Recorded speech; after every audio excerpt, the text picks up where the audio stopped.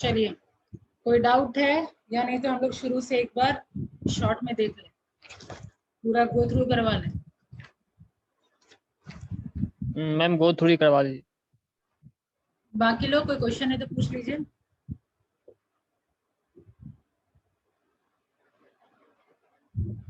देखिए, पार्टनरशिप के बाद आपका है ज्वाइंट स्टॉक कंपनी। ठीक है, पार्टनरशिप तक तो आप लोगों को छूट है।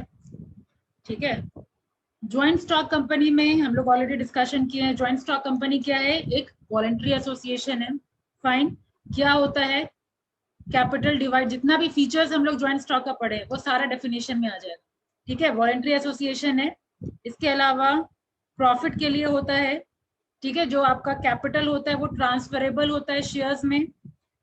ठीक है, ये सब था आपका joint stock company. Same features हो जाएगा। मॉड्यूल सबके पास है ना? मॉड्यूल खोल के रखिएगा। Yes ma'am. ठीक है, सब लोग मॉड्यूल पास में रखिए और फटाफट देखिए। नेक्स्ट इसका फीचर्स है। तो फीचर्स में सेपरेट लीगल एग्जिस्टेंस। क्या है Manisha separate legal existence?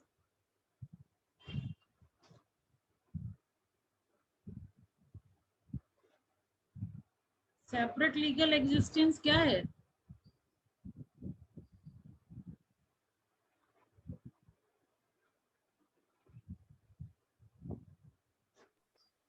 Ma'am company अलग है और वो उसके मेंबर्स अलग मेंबर्स अलग है। है। Yes ma'am. मनीषा आपसे आंसर क्यों नहीं आएगा?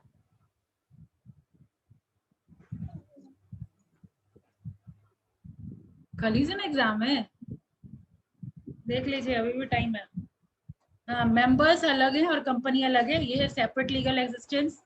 फाइन। परपीचुअल मीनिंग में बताते जा रही हूँ, लिटरेचर सारा कुछ हो चुका है डिटेल में। ठीक है, फटाफट देखते जाइए। मनीषा और अभी जितने लोग बचे हुए हैं, कैमरा ऑन कर लीजिए।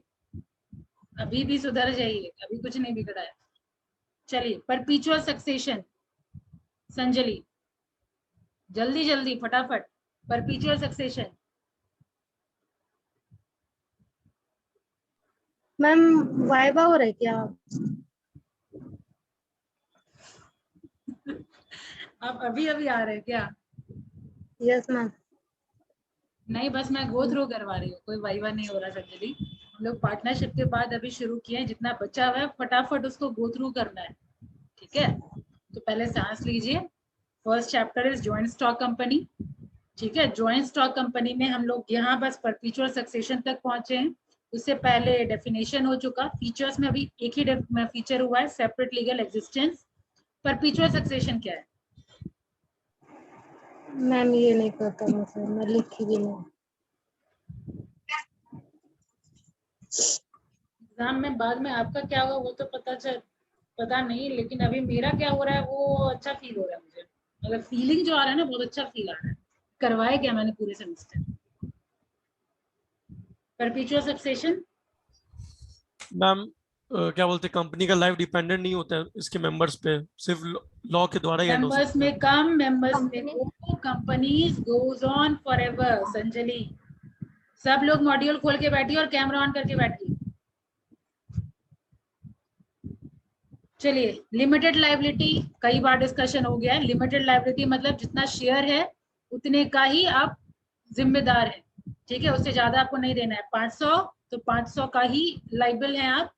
100 तो 100 के लिए ही लाइबल। उसके बाद जितना भी लॉस होता है उससे आपको मतलब नहीं है। ठीक है Manish?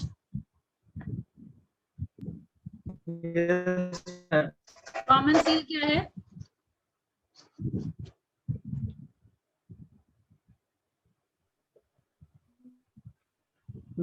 Company common cell court कभी भी इस पे सील मार सकती क्या क्या क्या? है। लॉ के अनुसार कंपनी में कोई फॉल्ट पाया गया तो उसको कभी भी उसको सील किया जा सकता है। कल को कोई न्यूज आया ना मेरे बारे में तो इसके जिम्मेदार आप लोग होंगे। क्या सील मतलब कंपनी सील हो गई? मनीष, ये भगवान, ये भगवान। हाँ मनीष, कंपनी सील हो गई, कॉमन सील। क्या देंगे एग्जाम आप लोग?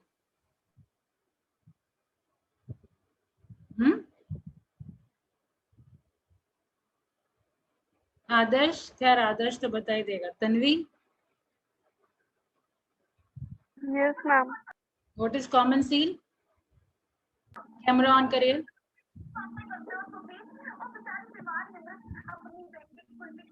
कॉमन सील मैम याद नहीं है। म्यूट कर लीजिए। और कौन है? Mohammad Shahid Ali, common seal.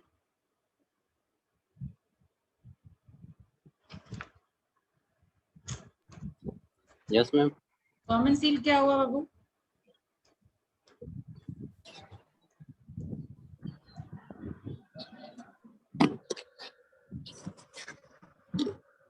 इतना दुख मैं बर्दाश्त नहीं कर पाऊंगी, मैं ही बोल रही हूँ, छोड़ दीजिए। सुनिए अभी भी ध्यान से। कॉमन सील जो कंपनी का जो सिग्नेचर होता है उसको हम लोग कॉमन सील बोलते हैं। फाइन। नेक्स्ट है separation of ownership and control. Ownership क्या है और कंट्रोल क्या है? ओनरशिप अलग होते हैं, कंट्रोल अलग के हाथ में होता है। जो शेयर होल्डर्स होते हैं वो ओनर्स कहलाते हैं, कंट्रोल जो आपके बोर्ड ऑफ डायरेक्टर्स में होते हैं उनके हाथ में कंट्रोल। Managing director. ठीक है। वॉलंटरी एसोसिएशन ऑलरेडी पता है हम लोगों को। वॉलंटरी मतलब इच्छा से उसमें हम लोग को जुड़ना है, कोई कंपल्सन नहीं होगा, that is voluntary association. Next is artificial legal person.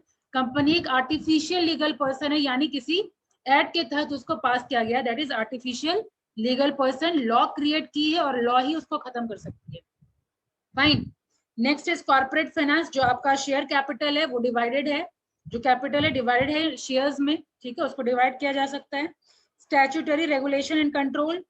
Statutory regulation क्या हो गया? वो उसका कंट्रोल जो कंपनी एक्ट और कंपनी लॉ में जो दिया हुआ है उसके अकॉर्डिंग गवर्न होगा, ठीक है, that is statutory regulation and control. Fine.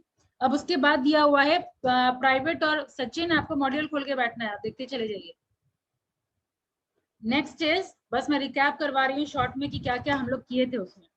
Next is private company और पब्लिक कंपनी के बीच में डिफरेंस, ठीक है, कॉमनली आस्क्ड क्वेश्चन है, प्राइवेट और पब्लिक में पूछ देते हैं। तो सबसे पहले नंबर्स, नंबर ऑफ मेंबर्स, यहाँ पे पुराना डेटा है, क्या बताया गया था? मेंबर्स कितने होने चाहिए? प्राइवेट में कितने? Minimum 50 member. 50 minimum ma'am minimum 2, 2 maximum maximum 50। Maximum 50 आपके में दिया हुआ है। जो चेंज हुआ था उसके बाद कितने? 10 मैक्सिमम 200। 200 अल्टरेशन हुआ था ना 13 में, कंपनी लॉ 2013 में अल्टर किया था, उसके अकॉर्डिंग फिर 200 हो गया। 2 to 200 प्राइवेट में और 7 to अनलिमिटेड मेंबर्स होंगे पब्लिक कंपनी में। पब्लिक कंपनी में, यस। ठीक है। नोटबुक में अलग, मॉड्यूल में अलग रहने से दिक्कत होगा, जिससे आप पढ़ेंगे फिर गलत आप डेटा लिख लेंगे। ठीक है, मॉड्यूल आपका है, आप उसमें पेंसिल से लिख सकते हैं। कमेंसमेंट ऑफ बिजनेस में हम लोग डिस्कशन किए थे। कमेंसमेंट ऑफ बिजनेस प्राइवेट में 2 स्टेजेस के बाद 4 स्टेप बताया गया था। Yes ma'am. 4 स्टेजेस बताया गया था। 2 स्टेज के बाद प्राइवेट काम करना शुरू, लेकिन पब्लिक को वो चारों स्टेजेस करना होगा क्रॉस। वो 4 स्टेजेस कौन कौन सा है? First is promotion, second is incorporation, third is flotation of capital subscription, very good. Fourth is commencement of business। ये 4 स्टेप।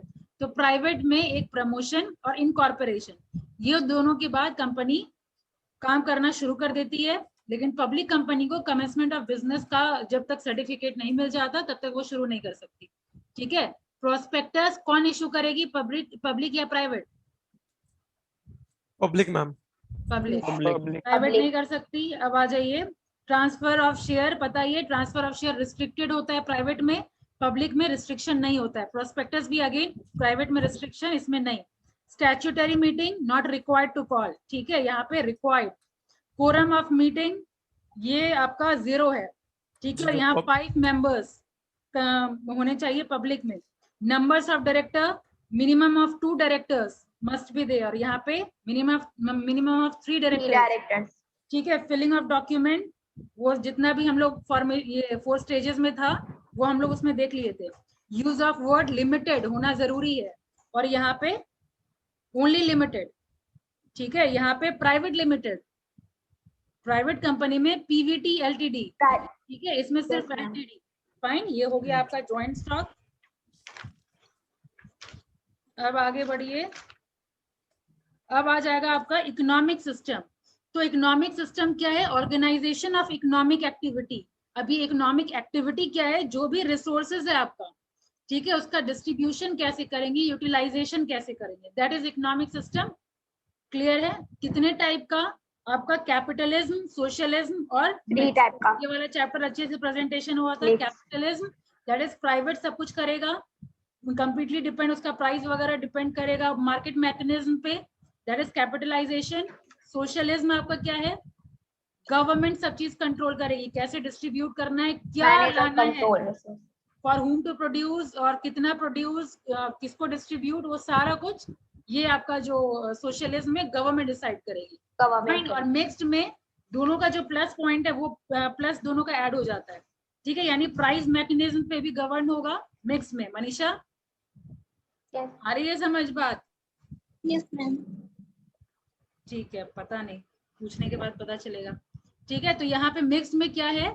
ये प्राइस सिस्टम पे रिलाई करती है, मार्केट मैकेनिज्म पे रिलाई करती है। फाइन, और गवर्नमेंट भी इंटरवेन करती है। गवर्नमेंट इंटरवेन कैसे करती है? टैक्स इंपोज करके, ठीक है, फिर माइक्रो इकोनॉमी स्टेबिलिटी वगैरह देख करके। फाइन, ये सारा हो गया आपका मिक्स इकोनॉमी। फीचर्स वगैरह तो आप खुद से लिख लेंगे। अब आ जाए economic planning in India. Economic planning में देखिए, जो एग्जिस्टेंस में अभी नहीं है, ठीक है, जैसे प्लानिंग कमीशन एग्जिस्टेंस में नहीं है, एनडीसी एग्जिस्टेंस में नहीं है, तो ये सब बस जान लीजिए, लेकिन चांसेस कम है एग्जाम में आने का। इस एग्जाम में यूनिवर्सिटी एग्जाम, खैर मतलब समझ जाइए कि जो एग्जिस्टेंस में नहीं है, जो भी एग्जाम हो वो इम्पोर्टेंट नहीं है। फाइन, लेकिन फिर भी नॉलेज पॉइंट ऑफ व्यू से आप लोगों को जानना है कि प्लानिंग कमीशन कब स्टैब्लिश हुआ, स्टैट्यूटरी बॉडी है या नहीं है, और फिर क्या फंक्शंस था उसका। फाइन, ये हो जाएगा आपका एनडीसी और प्लानिंग कमीशन। 5 ईयर प्लान से ज्यादा इंपॉर्टेंट आपका आ जाता है इंडस्ट्रियल पॉलिसी, ठीक है। 5 ईयर प्लान तो एकदम शॉर्ट में मैं आपको लिखा चुकी हूँ टेबुलर फॉर्म में, तो वो यहाँ मॉड्यूल में जो दिया है काफी डीप में दिया है, आप बस टेबुलर फॉर्म देख लेंगे, सफिशिएंट है, ठीक है। उसके बाद फिर इंडस्ट्रियल पॉलिसी की अगर मैं बात करूं, तो सबसे पहले आपका आता है 48। तो क्वेश्चन पूछा जाएगा सबसे पहले इंडस्ट्रियल पॉलिसी कौन सा आया था? Industrial policy 1948, industrial policy resolution 1948। क्या था उसका कैरेक्टरिस्टिक्स, जो कैटेगराइज हुआ था 4 कैटेगरी में, ठीक है। इसके अलावा पूछा जा सकता है स्मॉल स्केल सेक्टर सबको फोकस किया गया था या नहीं किया गया था, इंपॉर्टेंस उसका बताने के लिए, ठीक है। तो no doubt role of cottage और स्मॉल स्केल इंडस्ट्री था वहां पे, ठीक है। उसके बाद 4 कैटेगरी आप लोग को पता है। पहले कैटेगरी में कौन कौन आ गया? जितना आपका स्ट्रैटेजिक इंपॉर्टेंस रखने वाली जो इंडस्ट्री है, ठीक है, स्ट्रैटेजिक, जो लोग पढ़े हैं उसी को आज रिवीजन क्लास समझ में आ पाएगा।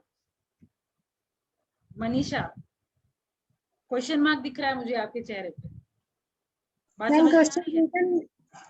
क्या रिटन होगा क्या? आंसर हम लोग को रिटन लिखना पड़ेगा या नहीं फिर नहीं, ओरल हो? ऑब्जेक्टिव अभी तक आपको ये क्लियर नहीं है। ऑब्जेक्टिव क्वेश्चन होगा, 30 क्वेश्चन होगा, एक क्वेश्चन 2 मार्क्स का होगा, टोटल हो गया 60, और 60 में बचा फिर 20 मार्क्स, 20 मार्क्स का वाइवा होगा। ओके, ठीक है, हाँ। तो क्या बात हो रही थी? 4 कैटेगरी में किया गया था, जो स्ट्रैटेजिक इंपॉर्टेंस रखने वाला है वहां पे स्ट्रैटेजिक इंपॉर्टेंस रखने वाला, जैसे कौन? एटॉमिक एनर्जी वगैरह, ठीक है, आर्म्स, ये सारा कुछ। तो इसका कौन कंट्रोल करेगा? एक्सक्लूसिव मोनोपोली होगा सेंट्रल गवर्नमेंट का, ठीक है। सेकंड कैटेगरी हो गया कोल, आयरन एंड स्टील, इन सब का होगा। तो यहाँ पे भी क्या था? यहाँ पे क्या था?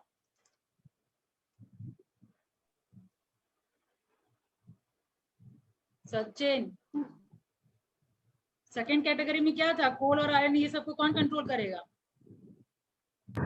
गवर्नमेंट। जो एग्जिस्टेंस में है वो प्राइवेट, ठीक है, और इसके अलावा गवर्नमेंट, लेकिन डोमिनेंट नेचर होगा गवर्नमेंट का ही, ठीक है। अब आ जाइए थर्ड कैटेगरी, ठीक है, यहाँ पे भी वही है, आपका central government dominant nature show करेगी, और लास्ट जो कैटेगरी है जो बच रहा है वो हो जाएगा प्राइवेट एंटरप्राइजेस के हाथ में। फाइन, जो बचा है 4 प्राइवेट एंटरप्राइजेस, और अब आ जाइए 1956 में। 1956 में तीन में डिवाइड किया गया था, 3 शेड्यूल में, ABC शेड्यूल, ठीक है। शेड्यूल था यहाँ पे A, B और C। शेड्यूल A में क्या था, कितनी इंडस्ट्री? 17। शेड्यूल B में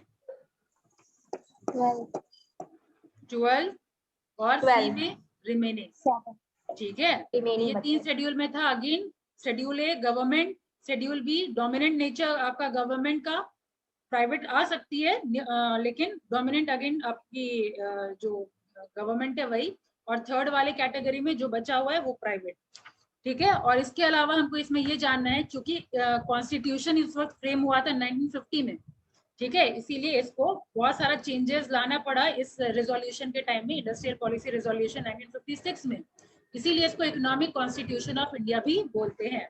फाइन। अब आगे बढ़ा जाए। बाकी जैसा मैंने बताया था जस्ट आप रीड आउट कर लेंगे।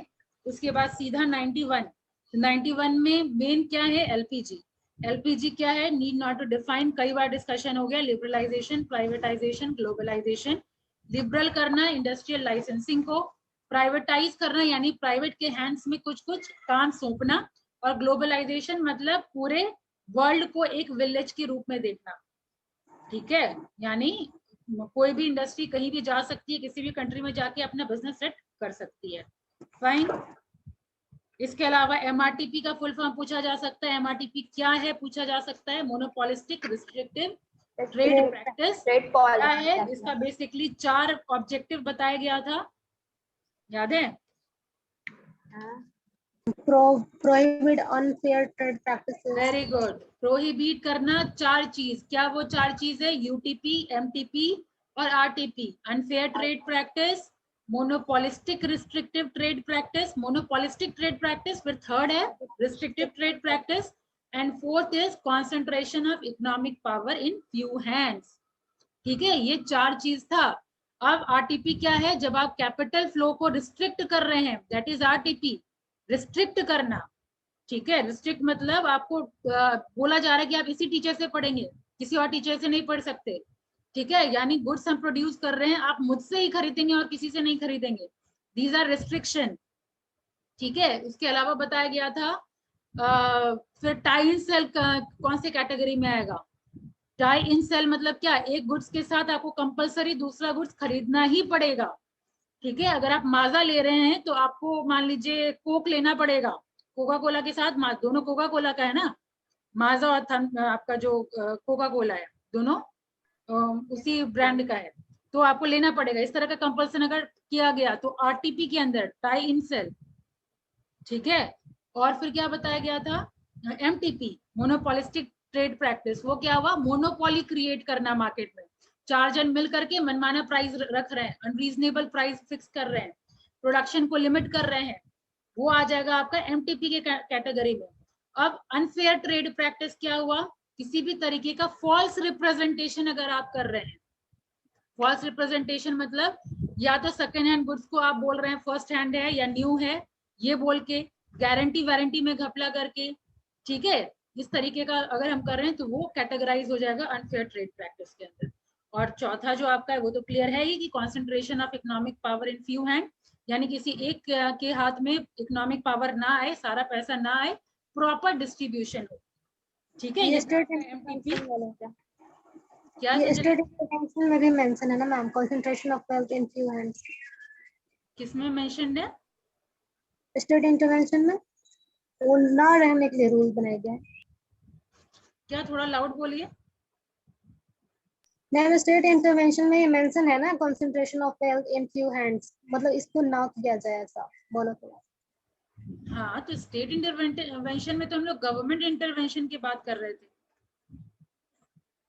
हाँ, गवर्नमेंट इंटरवेन इसीलिए करती है ताकि किसी एक के हाथ में कंसंट्रेशन ना हो इकोनॉमिक पावर का, ठीक है। तो इंडस्ट्रियल पॉलिसी में ये कौन ये करता है ऐसा रेस्ट्रिक्ट? क्या क्या?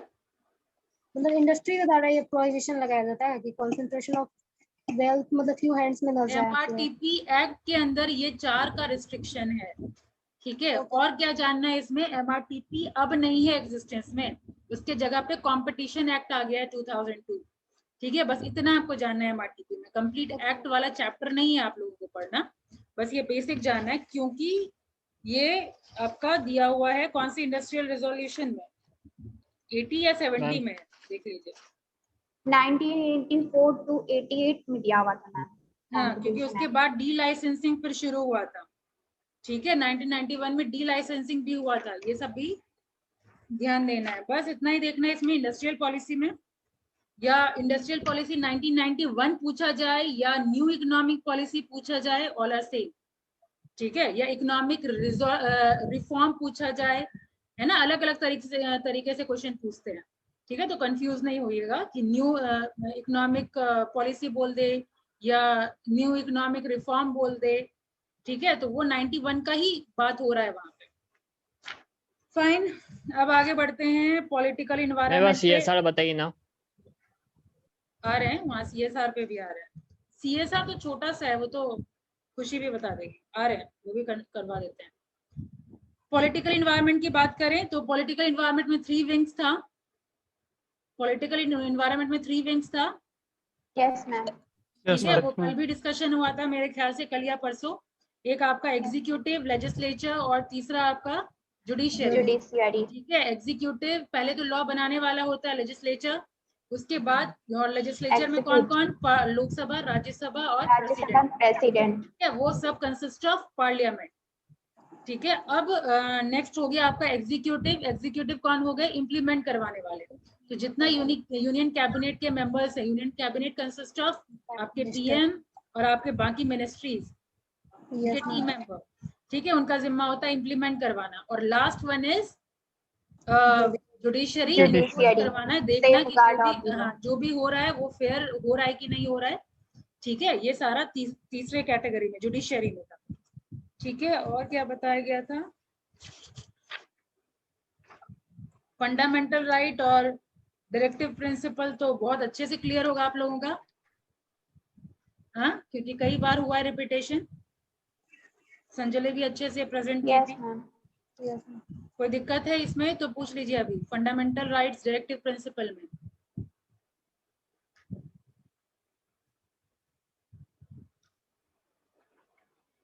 हाँ, नहीं। अब आ जाइए स्टेट इंटरवेंशन। स्टेट इंटरवेंशन में देखिए गवर्नमेंट इंटरफेयर करती है, दैट इज स्टेट इंटरवेंशन। इसमें टाइप्स पे फोकस करना है। टाइप्स में देखिए पहला नेचर के हिसाब से कैटेगराइज किया गया, फॉर्मल एंड इनफॉर्मल।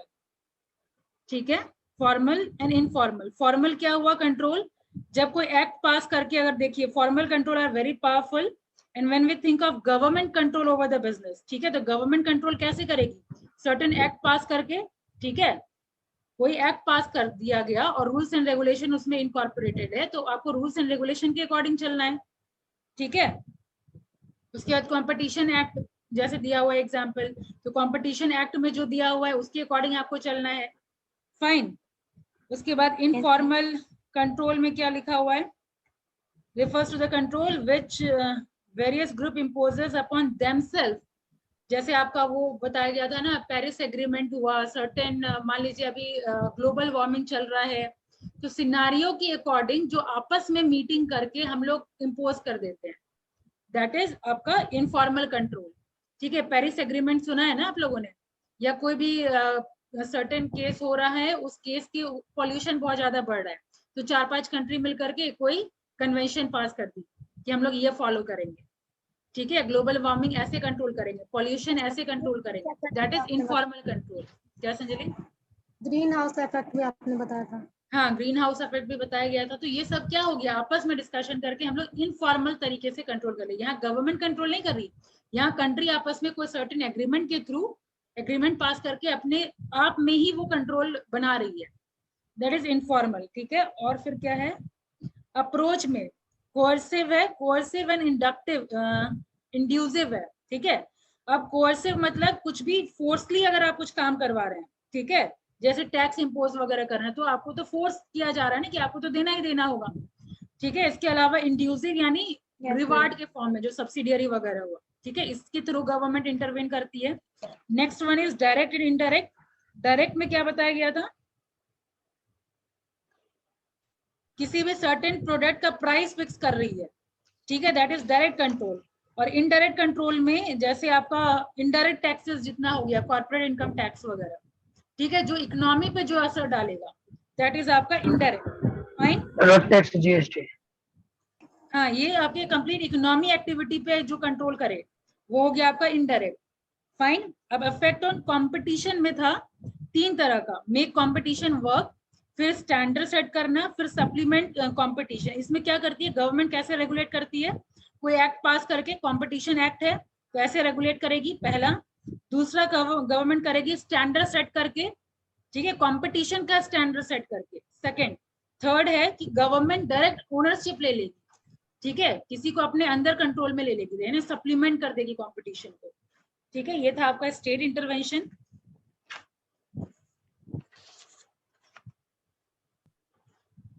अब देखिए सीएसआर के बारे में, अगर यहाँ पे देखिए सोशल रिस्पॉन्सिबिलिटी ऑफ बिजनेस, इसमें सीएसआर मैंने बताया था कॉर्पोरेट सोशल रिस्पॉन्सिबिलिटी। क्या होता है corporate social responsibility? Certain company के ऊपर, सबसे पहले तो ये पहले एक्ट कोई पास नहीं था, मतलब कंपलसरी नहीं किया गया था कि आपको सोसाइटी के लिए कंट्रीब्यूट करना ही करना है, ठीक है। सीएसआर क्या हो गया कि हर बिजनेस को कुछ ना कुछ सोसाइटी को देना है, कमा करके कुछ सोसाइटी के लिए कुछ परसेंट, कुछ हिस्सा सोसाइटी की अपलिफ्टमेंट के लिए काम करना है। क्यों? क्योंकि जब भी कुछ भी सेटअप होता है, कोई भी इंडस्ट्री सेटअप होती है, तो सोसाइटी के कुछ ना कुछ वेलफेयर पे सेटअप होती है, या तो आसपास का जो आपका आबादी है, पॉपुलेशन है, वो इफेक्ट होगा किसी फॉर्म में, ठीक है, तो उसको वापस रिटर्न देना एक बनता है, या तो आप जो पॉल्यूशन कर रहे हैं उसकी वजह से इफेक्ट हो रहा है, या तो वो जगह की वजह से इफेक्ट हो रहा है पॉपुलेशन पे, तो उसको इन रिटर्न क्या करना होता है, कुछ वेलफेयर के लिए सर्टेन अमाउंट देना होता है, ठीक है, that is corporate social responsibility, ठीक है। अब कितना अमाउंट देना है, किसके किसके ऊपर लागू होगा, ये मैं सारा कुछ लिखवा चुकी हूँ, ठीक है, ये याद रखने वाला चीज है। अमाउंट क्या है खुशी, अमाउंट क्या बताया था मैंने, कुछ 5 करोड़ नेटवर्क, अमाउंट क्या क्या लिखवाया था मैंने, फर्स्ट लिखवाया था आपने, it is applicable to the company and annual turnover of 1000 crore and more. Annual turnover कितना, 1000 करोड़ एंड मोर, 1000 करोड़, ठीक है। और second net worth of rupees 500 crore and more, 500 crore and मोर, ठीक है, ठीक है। और तीसरा third net profit of rupees 5 crore and more, 5 crore and मोर। तो ये अमाउंट का फिक्स किया गया, जब पहले था ना कि सबको करना है, ठीक है, ऐसा कंपल्सन बाकी कंट्री में नहीं डाला गया है। सीएसआर का कंपल्सन सिर्फ इंडिया के ऊपर है कि वो सोसाइटी के लिए कुछ करे, तो पहले था इच्छा पे, वॉलंटरी कर दिया गया था कि आपकी इच्छा है तो करिए। तो जो कम कमाने वाले बिजनेसमैन थे वो क्या किए कि हमारे पास तो उतना कमाई हो ही नहीं रहा है जो हम सोसाइटी के लिए कुछ करें, तो फिर ये अमाउंट रखा गया कि ठीक है, बात सही है, उतना जो नहीं कमा पा रहा है, जो स्मॉल बिजनेस है, वो लोग तो खुद अपने अपलिफ्टमेंट के लिए जूझ रहा है, ठीक है। तो ऐसा करेंगे कि हम ये स्टैंडर्ड सेट कर देंगे कि ये इसके ऊपर अप्लीकेबल होगा, इस कंपनीज पे अप्लीकेबल होगा, जो इतना कमा रहे हैं वो कुछ परसेंट, और कुछ परसेंट कितना, जो आपका प्रॉफिट कमा रहे हैं उसका 2%, जो लास्ट 3 ईयर से जो आप कमा रहे हैं उसका 2% है ना खुशी, प्रॉफिट का 2% है ना?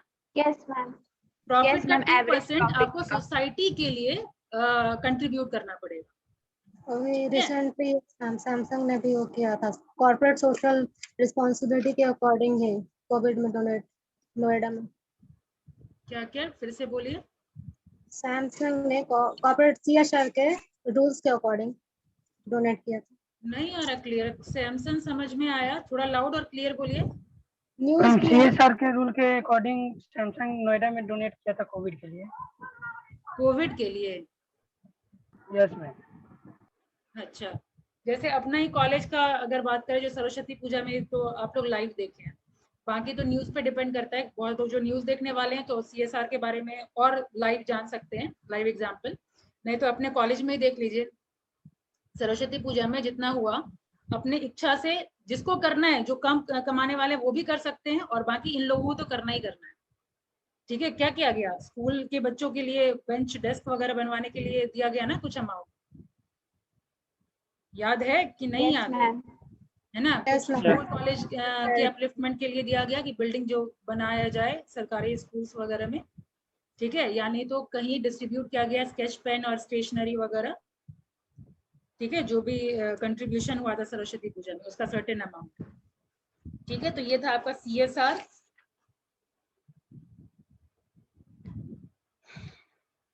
फिर कंज्यूमर प्रोटेक्शन एक्ट में वही राइट्स है। कंज्यूमर प्रोटेक्शन एक्ट में बस आपको राइट्स देखना है, 6 राइट, लास्ट क्लास में डिस्कशन हो गया था, 6 राइट। और उसका जो 3 टायर सिस्टम है, 3 टायर जो सिस्टम है ये भी मैं लिखवा चुकी हूँ आप लोगों को, ठीक है, टेबुलर फॉर्म में, कि उसमें भी कितना करोड़ है ज्यूरिसडिक्शन, खुशी ज्यूरिसडिक्शन मैंने लिखवाया था। इसमें देखिए हम डिस्ट्रिक्ट फॉर्म में अप टू 20 लाख था, स्टेट में 20, पहले था मैम 20 लाख, अब वो हाँ। लेकिन 1 करोड़ हो After गया। amendment, अब 1 1 करोड़ है। crore हो गया। हाँ, स्टेट में और था, और उसके बाद 20 लाख टू 1 करोड़ था स्टेट कमीशन में पहले, और अब हो गया है 1 करोड़ टू 10 करोड़। 10 crore. ठीक है, नेशनल कमीशन में अब 1 करोड़ था पहले, और अब हो गया है अब 10 करोड़। 10 करोड़। अबव 10 करोड़, ठीक है। ये जुरिस्डिक्शन याद रखना है आपको एग्जाम पॉइंट ऑफ व्यू से, आपको पुराना और नया दोनों, ठीक है। और एक स्टेट हो गया, नेशनल हो गया, एक डिस्ट्रिक्ट बचा हुआ है। हम डिस्ट्रिक्ट बोले तो No, up to district up 20 to lakh 20 पहले था, lakh. अब तो 20 लाख था, पर अब 1 करोड़। After 1 करोड़ amendment, हो 1 20 crore. Lakh, up Yes, to ma'am. 20 lakh ma'am, yes. ठीक है। तो ये जुरिस्डिक्शन आपको याद रखना है। बाकी जितने डायरेक्टर होने चाहिए, कितने वुमेन डायरेक्टर होने चाहिए, वो सारा मैं लिखवा चुकी हूँ कंपैरेटिव चार्ट के थ्रू, ठीक है। तो एक ही चार्ट में आपको तीनों का पता चल जाएगा, ठीक है। नेक्स्ट है इन्वायरमेंट प्रोटेक्शन एक्ट, बहुत ही छोटा चैप्टर है, इसमें पावर्स वगैरह पे उतना फोकस नहीं करना है। इन्वायरमेंट का डेफिनेशन क्या है, क्या क्या कंसिस्ट होता है इन्वायरमेंट में, ये सब आपको देखना है, ठीक है। उसके बाद टेक्नोलॉजिकल इन्वायरमेंट दीपेंद्र सही से कवर किया ही था। इम्पैक्ट, 3 इम्पैक्ट होता है, बिजनेस पे, आपके इकोनॉमिक पे और सोशल पे, सॉरी आपका सोशल इम्प्लीकेशन होता है, फिर इकोनॉमिक इम्प्लीकेशन होता है, फिर प्लांट लेवल इम्प्लीकेशन होता है, ये 3 इम्प्लीकेशन होता है। फाइन,